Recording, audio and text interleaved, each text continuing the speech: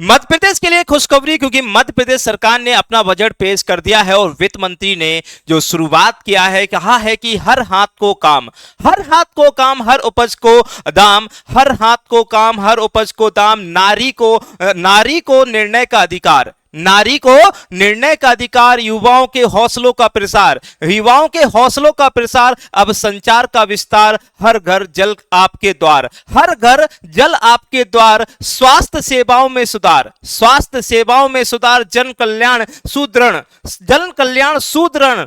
और साथ ही साथ इन्होंने कहा है मौकों के घोड़े के इरादे, मौकों के घोड़े के इरादे, जो साहस पर एक बार चढ़ जाते हैं वो लोग कभी अपनी मंजिल से नहीं उतरते हैं, वो लोग अपनी मंजिल से नहीं उतरते हैं। और इस स्टेटमेंट के बाद वित्त मंत्री ने मध्य प्रदेश का जो है वो आपका बजट पढ़ना शुरू किया है और साथ ही साथ एक और कहा है कि प्रजा के सुख में ही राजा का सुख है, प्रजा के सुख में ही राजा का सुख है और प्रजा के हित में ही राजा का हित है। और इसके साथ इन्होंने बजट पेश कर दिया है और मध्य प्रदेश का ये बजट जो है वो रोलिंग बजट है और भारत में पहली बार ऐसा हुआ है कि किसी राज्य ने रोलिंग बजट पेश किया है। तो आइए इस बजट के बारे में हम देखते हैं कि क्या क्या चीजें होने वाली हैं और क्या क्या रहेगा। और पहली बार डिजिटल बजट किसे क्या मिला है और परीक्षा के लिए ध्यान रखना है, परीक्षा की दृष्टिकोण से क्या क्या चीजें इंपॉर्टेंट होने वाली हैं, उन सब पर हम विस्तार से चर्चा करने वाले हैं। क्योंकि 26 आपके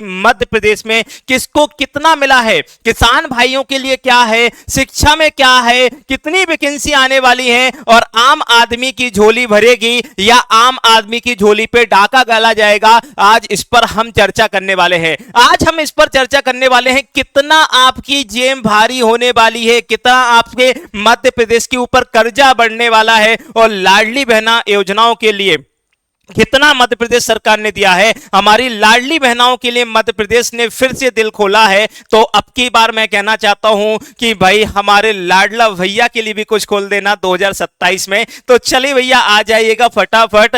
चलिए क्या क्या चर्चा है और देखिएगा, इस पर चर्चा होने वाली है कि मध्य प्रदेश के वित्त मंत्री उप मुख्यमंत्री भी हैं, साथ ही साथ आपको याद रखना है माननीय श्री जगदीश देवगौड़ा जी ने 18 फरवरी 2026 को मध्य प्रदेश के वित्त वर्ष 26 और 27 के लिए वार्षिक बजट पेश किया है। ध्यान रखिएगा ये वर्तमान सरकार का कौन सा बजट है, तो तीसरा बजट है, तीसरा बजट है। और ये याद रखिएगा वित्त मंत्री जी के द्वारा विधानसभा में प्रस्तुत किया गया है।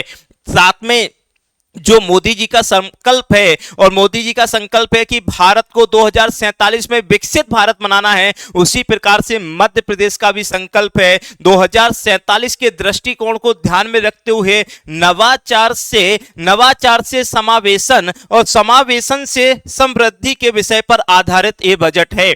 आइए इस बजट में क्या क्या चीजें होने वाली हैं और क्या क्या नहीं आपको मिला है, क्या किसी के ऊपर किसान को भाइयों के लिए क्या क्या अवसर दिए हैं, उन सब पर हम यहां पे विस्तार से चर्चा करने वाले हैं।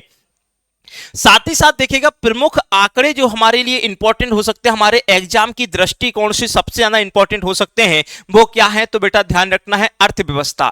आपको बता देते हैं कि अर्थव्यवस्था की बात बता देते हैं कि सकल राज्य घरेलू उत्पाद में आप लोगों को याद रखना है कि जो देश की सबसे तेजी से बढ़ने वाले राज्यों में शामिल होने के लिए कहा गया है। देखिएगा भैया देश के सबसे तेजी से बढ़ने वाले राज्यों में शामिल हो गया है कौन, बेटा मध्य प्रदेश। ठीक है भैया, मध्य प्रदेश भी हो गया है। और यहां पे देखिएगा भैया, ये देखो भाई साहब, इतने सकल राज्य घरेलू उत्पाद की बात की गई है। साथ ही साथ यहां पे देखिएगा आपका प्रति व्यक्ति आय जो है वो इन्होंने बताया है, प्रति व्यक्ति आय भी बताया है 2024-25 का बताया है। बेटा ध्यान रखेगा वित्त वर्ष 2026-27 का बजट का आकार जो है उन्होंने कहा कि कितना घाटा होने वाला है, कितना प्राप्त होगा, ये सब कुछ यहाँ पे बता दिया गया है। और बेटा ध्यान रखेगा अब की बार फिर से बजट में बहुत कुछ है, लाडली बहनाओं के लिए शिक्षा के क्षेत्र में कितना खर्च किया है उस पर भी है। और संभवतः उम्मीद है कि शिक्षा के क्षेत्र में बहुत सारी वैकेंसियां भी आने वाली हैं।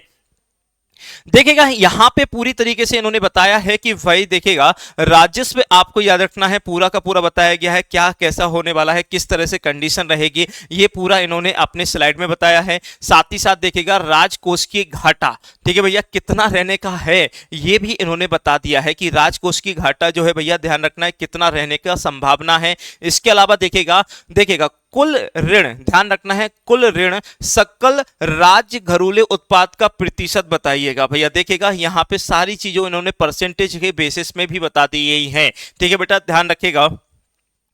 वर्तमान में आपको याद रखना है मूल पर सकल राज्य जो घरेलू उत्पाद है उनकी बात करते हैं तो बेटा 27 में इतना रहने की संभावना है, और 25-26 में आपको याद रखना इतना रहने का, आपको याद रखना 25 और 26 में आपको याद रखना इतना रहा है। तो भैया आप सभी को याद रखना है ये सारी की सारी चीजें यहां पर, ठीक है।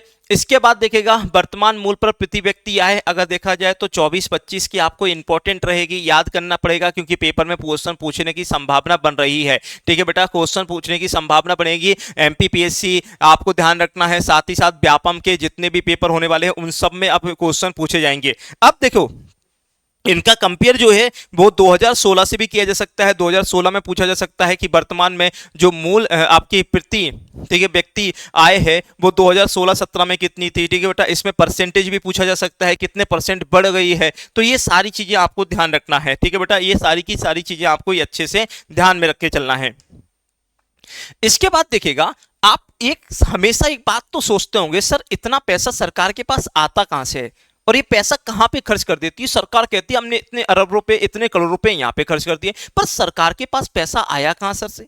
ये तो पता ही है कि सरकार क्या घर पे बैठ के मशीन से पैसा छाप देती है, नहीं बेटा, पैसा सरकार से जो आता है वो हम लोग के द्वारा ही आता है। हम कहीं ना कहीं क्या करते हैं बेटा, खर्च करते हैं, और कहीं ना कहीं खर्च करते हैं तभी तो देश चलता है। तो देखिएगा रुपया कहां से आता है, रुपया कहां पर व्यय होता है, ये सारी की सारी कहानी हम आपको यहां पे बताने वाले हैं। रुपया कहां से आता है, देखिएगा पूंजीगत प्राप्ति कितनी है 0.21%, ठीक है 21 है, ठीक है बेटा।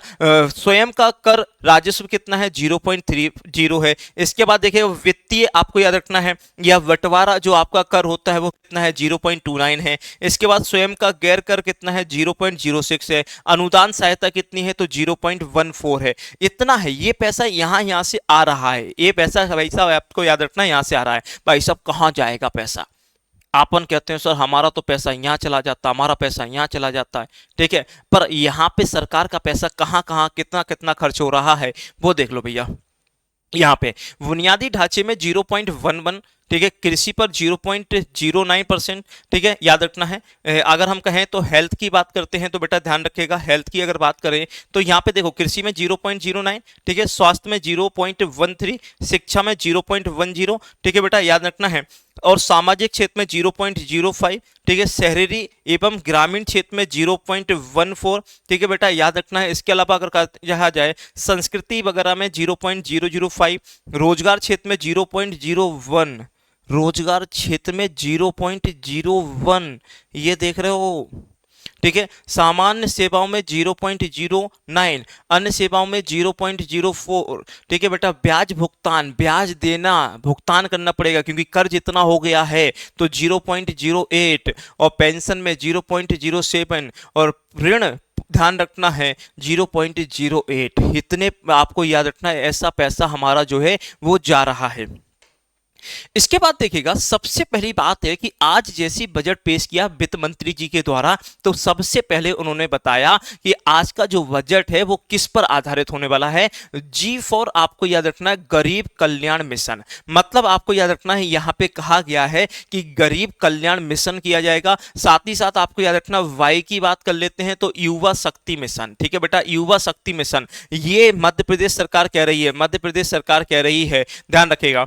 यह मिशन राज्य के युवाओं को शिक्षा, कौशल विकास, रोजगार, क्षमता, सामाजिक आदि के लिए बेटा याद रखना सतत बनाने का लक्ष्य रखती है। ए फॉर देखिएगा अन्नदाता किसानों का कल्याण वर्ष। वैसे भी आपको पता है, मैंने आपको बताया भी था कि मध्य प्रदेश सरकार ने 2026 को कृषि वर्ष जो है घोषित किया है। तो बेटा याद रखना ए फॉर इन्होंने क्या कहा है, अन्नदाता किसान कल्याण वर्ष 2026 को किसान कल्याण वर्ष घोषित किया है, बेटा याद रखिएगा। एन का मतलब क्या है? नारी। नारी याद रखना है, नारी की बात कर रहे हैं। नारी को बेटा याद रखना शक्तिशाली बनाना, नारी को याद रखना शक्तिशाली बनाना, आर्थिक, सामाजिक, शैक्षणिक रूप से आत्मनिर्भर बनाना, ये नारी की है। आई का मतलब औद्योगिकीकरण की बात हो रही है बेटा, ध्यान रखना है। और आई का मतलब आपको याद रखना है आधारभूत संरचना। तो आप लोग इतनी सी बात समझ गए होंगे कि इसका मतलब क्या क्या है। पेपर में डायरेक्टली पूछेगा कि जी का मतलब क्या है, वाई का मतलब क्या है, ए का मतलब क्या है, एन का मतलब क्या है, आई का मतलब क्या है, ये सारी चीजें आपको ध्यान रखना है। इसके बाद देखिएगा बजट के भाई सब पिलर कौन से हैं जो भाई यहां पे बताए गए। तो इस 2026 और 27 के बजट में 5 पिलर की बात कर रहे हैं। कितने पिलर की बात? 5 पिलर की बात है। और हमने कहा है कि मध्य प्रदेश ने रोलिंग बजट पेश किया है, मध्य प्रदेश ने रोलिंग बजट पेश किया है, 3 वर्षीय रोलिंग बजट। मतलब हमने अपनी भाई सब 3 साल पहले की सोच ली कि 3 साल पहले क्या मतलब हुआ था, वो तो ठीक है, 3 साल बाद क्या होगा, मतलब 26 27, 27 28, 28 29, यहां पर क्या होगा। तो देखेगा अब हम 26 27 के साथ साथ रोलिंग बजट में आपको याद रखना विभागवार योजनाओं का देखेगा, याद रखना विभागवार मतलब विभागवार योजनाओं का भी याद रखना है, संकलन करेंगे। और आपको याद रखना है वर्ष 2026 के बजट के अनुमान के साथ साथ 27 28 का और 28 29 के रोलिंग बजट के अनुमान को भी भाई साहब प्रस्तुत करेंगे। मतलब हम सोच रहे हैं कि 26 में ऐसा होगा तो 27 में इतना अच्छा होगा, 28 में और अच्छा होगा, मतलब ऐसा हम कल्पना कर रहे हैं, ये मध्य प्रदेश सरकार कह रही है। इसके बाद देखोगा किसान कल्याण वर्ष। किसान कल्याण वर्ष बेटा ध्यान रखना है, किसान कल्याण वर्ष हमने घोषित कर दिया है 2026 को। और उद्योग वर्ष कौन से वर्ष को घोषित किया था ये आप लोगों को कमेंट में बताना है, ठीक है बेटा, ध्यान रखेगा। यहां पे किसान भाइयों के लिए आपको बता देते हैं राज्य सरकार देखेगा इस प्रकार वित्त वर्ष 2026-27 के लिए राज्य सरकार द्वारा कुल राशि आपको याद रखना है कितनी की गई है बेटा। तो याद रखेगा ये लिखिए भैया 1,15,013 करोड़ रुपए, 1,15,013 करोड़ रुपए बेटा आपको याद रखना है। यहां पर वित्त आपको याद रखना राज्य सरकार के द्वारा हमारे किसान भाइयों के लिए यहां पर ये जो है राशि आवंटित की है। साथ ही साथ आपको देखना है यहां पे देखेगा बहुयामी आपको याद रखना है गरीबी सूचकांक जो है एमपीआई, ठीक है बेटा, याद रखना है। यानी कि हमने कहा ना कि गरीबों का कल्याण करने के लिए भी यहां पर जो सरकार है उसने बेटा याद रखना है फिर से यहां पे बजट पेश किया है उनके लिए भी, तो ये आपको अच्छे से याद रखना है, ठीक है। पूंजीगत व्यय, पूंजीगत व्यय, ठीक है, पूंजीगत व्यय मतलब राज्य का पूंजीगत व्यय वित्त वर्ष 2024-25 में ध्यान रखना कितना था 70,585 करोड़ से बढ़कर वित्त वर्ष 26-27 में 80,266 करोड़ हो गया है, जो पिछले 2 वर्षों में लगभग आपको याद रखना है लगभग 24% की वृद्धि हुई है। कितने परसेंट की वृद्धि हुई बेटा ध्यान रखना है 24% की वृद्धि को दर्शा रहा है। इस बात को बिल्कुल बेटा ध्यान रखना है, ये बात अपने दिमाग में बिठा लेना है, ये बात अपने दिमाग में बिठा लेना है। साथ ही साथ आपको याद रखना नई योजनाएं लाए गए, ये देखिएगा बहुत इंपॉर्टेंट है, ये मोस्ट इंपॉर्टेंट है पेपर में आने की। नई योजना कौन कौन सी आने वाली है, ठीक है बेटा ध्यान रखना है।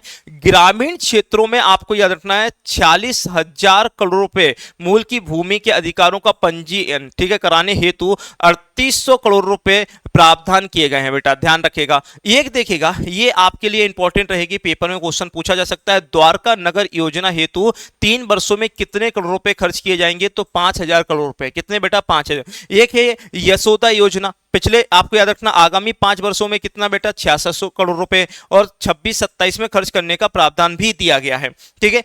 विकसित भारत, विकसित भारत में आपको याद रखना है रोजगार एवं आजीविका मिशन, ठीक है बेटा ध्यान रखना है। और आपको याद रखना है जी राम जी योजना हेतु आपको याद रखना मध्य प्रदेश सरकार ने आपको भैया 10,428 करोड़ रुपए का प्रावधान दिया है। कितना बेटा 10,428 करोड़ का प्रावधान दिया है।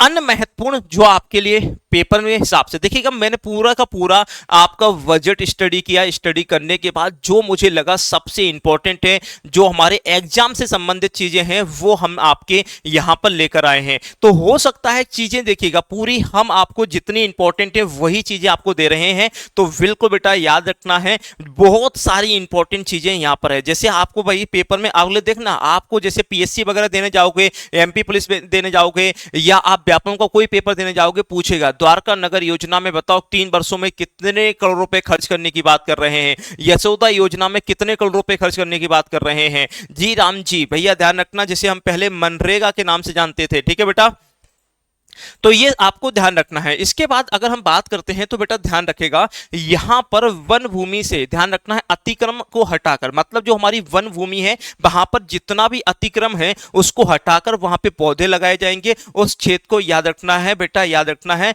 वन वृद्धि से जन वृद्धि योजना की शुरुआत की है। ये पेपर में क्वेश्चन आएगा बेटा, ध्यान रखना है कि वन वृद्धि से जन वृद्धि की योजना की शुरुआत किस सरकार के द्वारा की गई है, तो बेटा ध्यान रखना है वो है कौन सी सरकार, मध्य प्रदेश सरकार है। कौन सी सरकार है बेटा, मध्य प्रदेश सरकार। साथ ही साथ आपके लिए जो सबसे इंपॉर्टेंट है पीपीपी, भैया पी फिर पी, यानी कि देखिएगा यहां पे पीपी मॉडल क्या होता है। मध्य प्रदेश सरकार का ये बहुत शानदार मॉडल है, इसमें सरकार और प्राइवेट सेक्टर दोनों मिलकर, याद रखना है आपको, याद रखना है दोनों मिलकर काम करते हैं और इसीलिए हम कह रहे हैं ये जो आपका जो मॉडल है बहुत अच्छा है। और यहां पे देखिएगा चिकित्सा मतलब होता है हेल्थ आपको याद रखना है। जो महाविद्यालय है उनकी स्थापना की जाएगी कहां कहां पे, बैतूल में, धार में और पन्ना ध्यान रखना है हीरे की तमन्ना है, जिसे भाई साहब याद रखना पन्ना की तमन्ना आपने गाना सुना होगा या हीरे की तमन्ना आपने गाना सुना होगा, ठीक है भैया वही वाला है यहाँ पे, ठीक है बेटा ध्यान रखना है। बुंदेलखंड और बघेलखंड ध्यान रखेगा, बुंदेलखंड और बघेलखंड में सबसे ज्यादा समस्या किसकी है, बुंदेलखंड में पानी की समस्या है और इस पानी की समस्या को बेटा याद रखना है खत्म करने के लिए यहां पर योजना शुरू कर दी है सिंचाई परियोजना की, ठीक है बेटा ध्यान रखेगा। इसके बाद देखिएगा अगर हम बात करते हैं महेश्वर के, आपको याद रखना है यहां पे क्राफ्ट हैंड लूप, ठीक है बेटा विलेज, वह आपको याद रखना है जो आपके इस तरह की जो है विकसित करने की बात कर रहे हैं, बेटा ध्यान रखना है इनको विकसित करने की बात कर रहे हैं, बात याद रखना।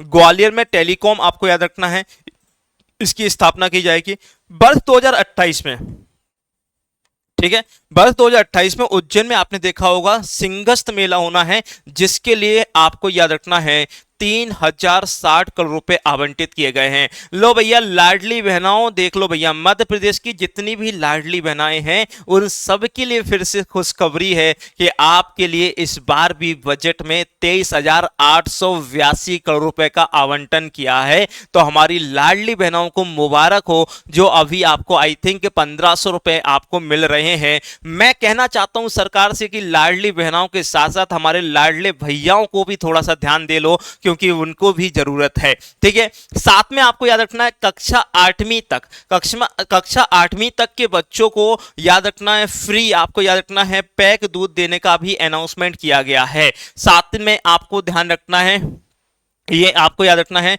3,892 करोड़ रुपए का जो है भाई साहब ये आपको याद रखना विद्यालयों पर भी खर्च करने की बात कर दी गई है। ये देखिएगा कितना शानदार आप लोगों के लिए है। अब हमने क्या किया है, जो आपका बजट का जो आपकी ऑफिशियली बजट आते हैं उसमें कहां पर कितना कितना खर्च करने की बात कर रहे हैं वो हम आपको बता देते हैं। देखिएगा किसान कल्याण एवं कृषि विभाग जो है विकास विभाग है, तो बेटा उसमें कितना खर्च होगा 31,758 करोड़, ठीक है याद रखना है। खाद्य नागरिक के लिए 1,863, पशुपालन विकास के लिए 2,365, ठीक है। सहकारिता विभाग के लिए आपको याद रखना 1,679। तो ये सारे कर करके आपको याद रखना कृषि के क्षेत्र में देखिएगा यहाँ पे है, ठीक है। सामाजिक क्षेत्र में अगर हम बात कर लेते हैं तो बेटा याद रखना है यहाँ पे इतना खर्च करने वाले हैं। साथ में सामाजिक क्षेत्र में और भी चीजें हैं, स्कूली शिक्षा विभाग पर याद रखना है, ठीक है। खेल एवं युवक जो कल्याण विभाग है, विज्ञान है, तकनीकी शिक्षा है, इन सब पे खर्च करने की बात है। जनजातीय विभाग के लिए आपको याद रखना है जनजातीय, ठीक है बेटा ध्यान रखना है। जैसे सामाजिक क्षेत्र में SC ST OBC को डेवलपमेंट करने के लिए भी यहाँ पर सरकार के द्वारा बजट में पैसे दिए गए हैं। साथ में आपको याद रखना है यहां पर देखिएगा ऊर्जा विभाग हो गया, लोक जो निर्माण विभाग होता है, जल संसाधन विभाग होता है, नर्मदा घाटी विकास परियोजना है, ठीक है बेटा। ये सारे के सारे देखो पंचायत विभाग है, इन सब में इतना पैसा इन्वेस्ट करने की बात कही है।